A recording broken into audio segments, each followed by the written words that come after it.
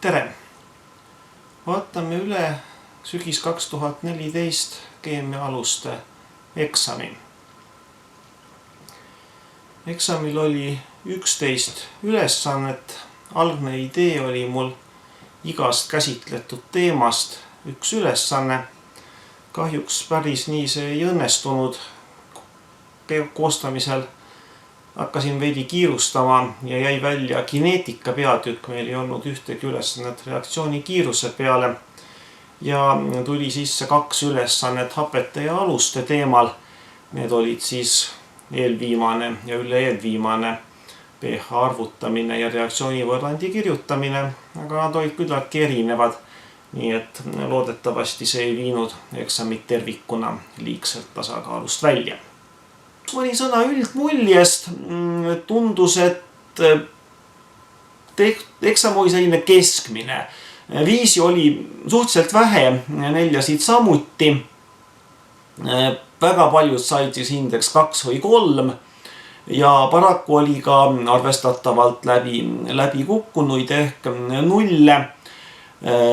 Loodame, et lisaeksamiga need ka said suurel määral parandatud. Ja tervikuna mulle tundus, et eksami raskusaste ei olnud ülearu kõrge. Oli ka mitmeid maksimumi lähedasi tulemusi. Esimene ülesanne oli siis kirjutada ühe või teise elemendi põhioleku elektronkonfiguratsioon ja määrata kindlaks orbitaal, millelt elektron eemaldub +1 iooni moodustamisel. Ülesandega oli üldiselt kenasti hakkama saadud. Elektronkonfiguratsioone väga paljud kirjutasid õigesti.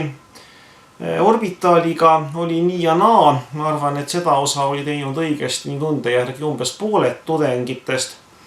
Ja reegel on siin väga lihtne.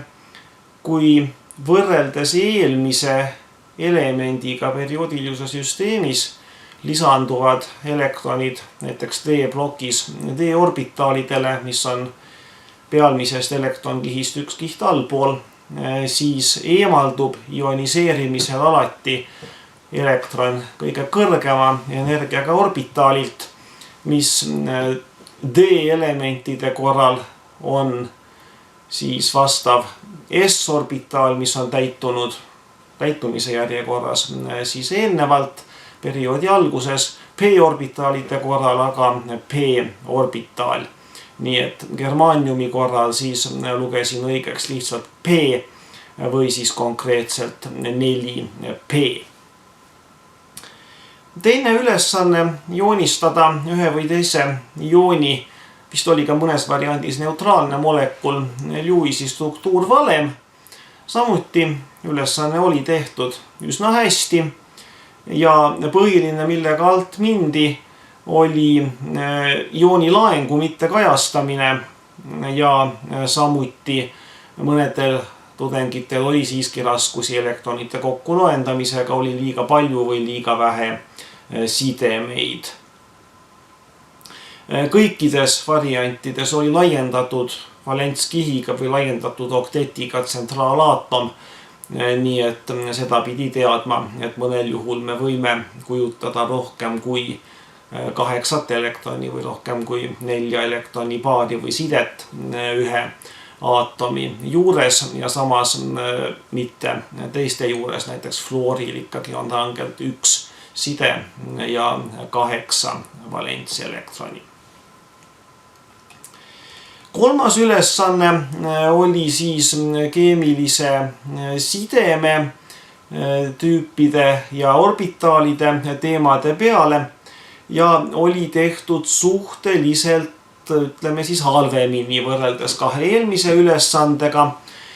Molekulid olid erinevad, näiteks selles samas esimese variandi molekulis oli alla joonitud kaksiksidemega liidetud või kaksiksidemega seonduv hapnikuaatom. Osad tudengid olid üritanud midagi eetri või peroksiidilaadset sinna moodustada ja see loomulikult ei andnud soovitud tulemust. olin ka hindamisel üpriski range selles mõttes, et pidi olema märgitud nii sidemete kordsused, üksikside, kaksikside ja kolmikside, kui ka ära loetletud sigma ja pi. Kui neist mõni oli puudu, siis sealt punkt või 2 ka kaotsi läks. Üllataval kombel mitmed tudengid ei saanud hakkama hübridisatsiooniga, kuigi sellest sai päris palju räägitud loengus. Nii et see on siis see, mis on SP2, SP3, SP-ga mõnes variandis, kus oli kolmiksidemega aatom. Neljas ülesanne oli gaaside teema ja konkreetselt moolimurru peale.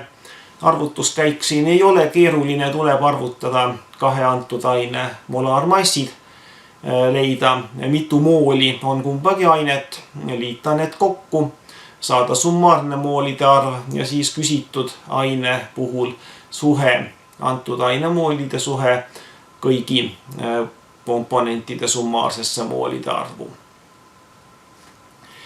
Üllataval kombel ilmselt ajas segadusse mõiste moolimurd. Me ei olnud otseselt sellist ülesannet loengus ega ka harjutustunnis teinud.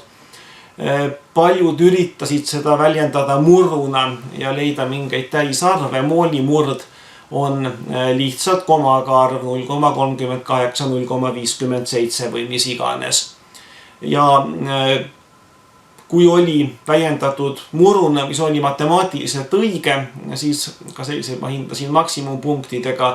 Kui oli liigselt ümardatud stiilis 1/3, 1/4 peale, siis see maksis tavaliselt ka mõned punktid.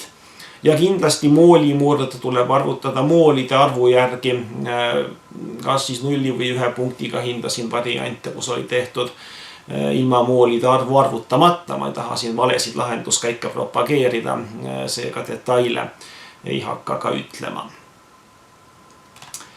Viies ülesanne oli molekulide vaheliste jõudude peatüki teemal. Analoogsed ülesanded natukene laiendatud variandis on mul jooksnud aastaid, kes vaatas varasemate aastate eksameid internetist.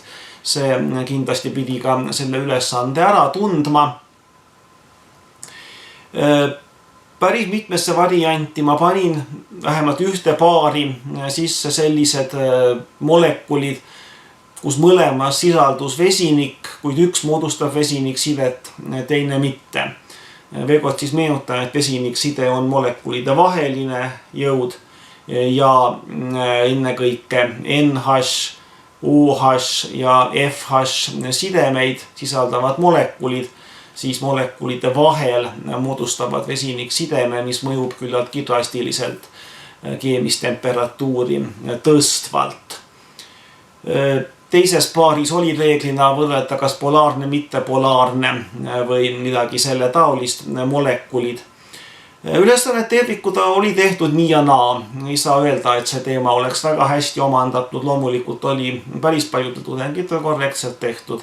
Aga kindlasti see on teema, mida tasub ka veel kevadsemestri orgaanilise keemia kursuses üle korrata, sest seos aine struktuuri ja omaduste vahel on asi, mida üks keemik või keemiaharidusega inimene peaks teadma. Konkreetselt siis selles variandis, mis me siin ekraani peal jookseb, CON2 on enam-vähem võrdse molaarmassiga ja CO on polaarne, N2 ei ole, nii et CO käib kõrgemal temperatuuril. NH3 moodustab vesiniksidemeid, C3H8, CH sidemed üldiselt reeglina ei ole vesiniksidemeid moodustavad ja seega kuigi NH3 molaarmass on umbes 2 korda väiksem, on tema keemistemperatuur kõrgem.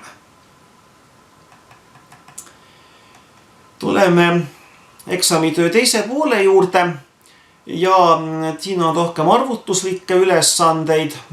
See on meil termokeemia ja põlemissoojuste peale ja ühtlasi ka mõnevõrra veel kord mooli mõistet kordav. Sellega oli saadud hakkama, ütleme üle keskmise, mõne teise ülesandega oli rohkem jänni jäädud, aga siiski oli ka suhteliselt palju poolikuid või vigaseid lahenduskäike. Siin on põhimõtteliselt meil 4 etappi. alustada tuleb sellest, et arvutada mõlema antud aine molaarmassid.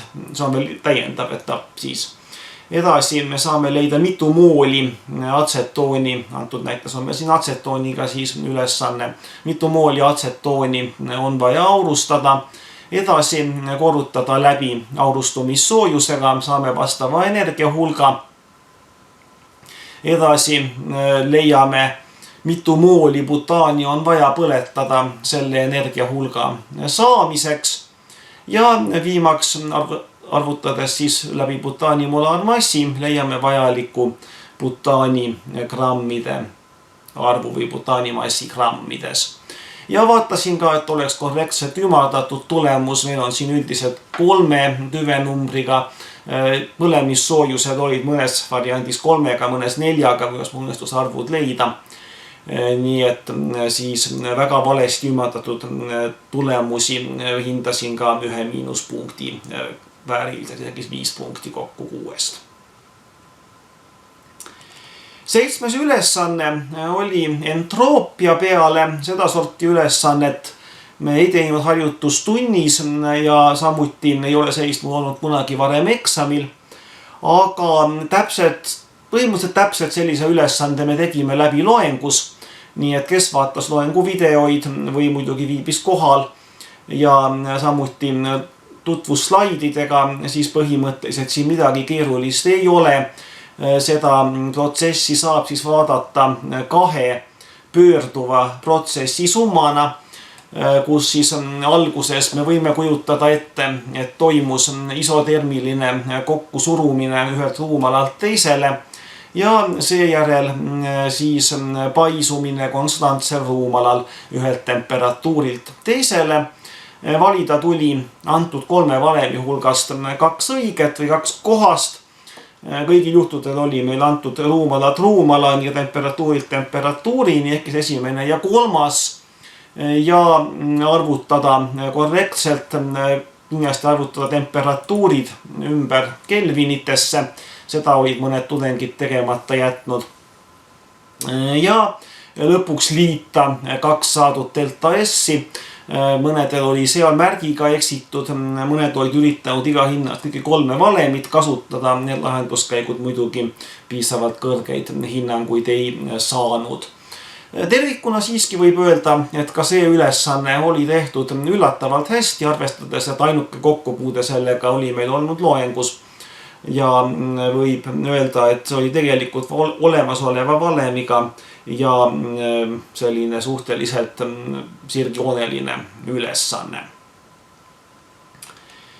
Reaktsiooni tasakaalu peale olin pannud Le Chatelier printsiibi ülesande, kus siis variantides erineva välismõjuga, vist oli kõigis variantides gaaside vaheline reaktsioon, kus tekivad gaasid. Ja antud variandis on meil siis lisatud broomi reaktsiooni segusse. Broom on selles reaktsioonis produkt ehk siis saadus ja selline mõju toob kaasa lähteainete juurde tekkimise ehk tasakaalu nihkumise vasakule. Kokku 5-punktine ülesanne, kui suund oli õigesti määratud vasakule või paremale, siis selle eest andsin 2 punkti ja põhjendus pidi olema korrektne. Ehk siis näiteks kui lihtsalt kirjutatud vastavalt Le Chatelier printsiibile, siis selle eest täiendavaid punkte ei saanud. Eeldasin siis täielikku põhjendust, et kas lisatud lähteainet produkti rõhu suurenemisel, alanemisel kokku loetud korrektselt moolide arvud. Kui need faktid olid olemas, siis sai see ülesanne ka maksimumpunkti. Tehtud oli ka nii keskmiselt, oleks oodanud võib-olla paremat või suuremat hulka korrektseid vastuseid. Ja siin muide juhtub mul enda lapsakas, kui te vaatate ülesannete numeratsioon on vale, 9 ja 8 olid segamini läinud. Aga põhimõtteliselt siis Chatelier printsiibi ülesanne võiks olla järjekorra mõttes 8. Ja 9 oli pH arvutamine. Kõigis variantides oli siis lihtne ühe OH-rühmaga, ühe isotseeruva OH-rühmaga Leelise lahus. alus kõigil juhtudel, nii et täpselt või seda arvutamist ma tegin loengus ja ma usun, et on ka videos kenasti olemas. On taskuarvutiga hästi lihtsalt tehtav, tuleb võtta sellest antud molaarsest kontsentratsioonist 10 logaritm ja liita 14. Paljud olid teinud matemaatiliselt võib-olla korrektsemalt ilusamini, ehk siis arvutanud välja OH joonide kontsentratsioonist vesinikjoonide kontsentratsiooni ja võtnud sealt logaritmi nii või teisiti. Ei lugenud ma õigeks variante, kus oli segamini aetud pH, pOH ehk siis saadud mingi 1,2 suurusjärgus vastus. Tehtud oli seda, võib-olla ma ootasin paremat, pigemini veidi alla keskmise, suhteliselt palju oli kahjuks siin vigaseid lahendusi. 10. ülesanne. 10. ülesandes testisin teie arusaamist Brønstedi aluste ja hapete teooriast. Analoogseid ülesandeid oli varasematel aastatel esinenud, oleks võinud olla paremini selleks valmistunud. Ja nulliga hindasin juhul, kui oli alushappe segamini aetud. Brønstedi alus on siis osake, mis liidab vesinikjooni, tuli valida sobiv partner, H3O+, H2O, H-kloor olid siin head näited, mida tudengid olid kasutanud ja sellisel juhul toimub kenasti prootoni ülekanne. Mõned tudengid olid veel antud variandis, kus on HCO3 ehk vesinikkarbonaationen ka veel kenasti ära näidanud selle lagunemise CO2 ja H2O-ks, mida ma iseenesest siinkohal ei oodanud või ei eeldanud. Ma arvan, et see oli kõige halvemini tehtud ülesanne sellel eksamil, võib-olla et juba ka eksami lõpuosas, võib-olla olite väsinud, aga siiski hämmastavalt palju oli siin vigu, elementaarseid vigu, puudusid laengud, ehk siis ioonid ja neutraalsed molekulid olid segamini aetud, nagu ma ütlesin, happe aluse segamini ajamine. Ja samuti oli väga hämmastavaid reaktsioone, mis kindlasti ei toimu üsna sageli kirjutatud. Nii et kindlasti teema, millega tasub tegelda. Kui te tundsite, et ei saanud selle ülesandega eksamil hakkama, siis korrake need asjad üle, seda enam, et orgaanilise keemia kursuses läheb neid mõisteid pidevalt taas tarvis. Ja viimane ülesanne oli reaktsioonivõrrandi tasakaalustamise peale. See siis pidi katma elektrokeemia peatüki, ma hakkan sealt arvutusülesannet sisse tooma. Ja redoksreaktsioonivõrrandite tasakaalustamine tundub, et on üsna hästi selle teemaga hakkama saadud ja see omandatud, kuigi ka siin oli vigu enamasti jällegi iooni laengutega, ei olnud laenguid õigesti arvutatud, millest tulenevalt olid siis vigased elektronide arvud ja näiteks antud reaktsioonis, kui me ei ole õigesti lugenud kokku dichromaadist 2 kroom 3+ iooniks üle minnes, et selle käigus siis kumbki kroom liidab 3 elektroni kokku 2 peale 6, siis tuli siia raua ioonide ette valed koefitsiendid. Sellist viga esines suhteliselt sageli, aga tervikuna peaks ütlema, et see ülesanne oli tehtud üsnagi hästi.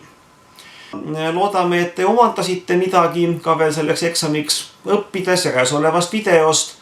Tulge vaadake veel meie õppetoolist üle oma eksamitööd, me hoiame neid veel nädal-paar seal alles, igaüks saab oma eksamitöö üle vaadata. Ja kui tahate midagi veel juurde õppida, siis tulge ja küsige, sest need on põhiteadmised, mida teil keemiateaduskonnas, loodusteaduskonnas õppides ikka ja jälle tarvis läheb. Edu tulevikuks!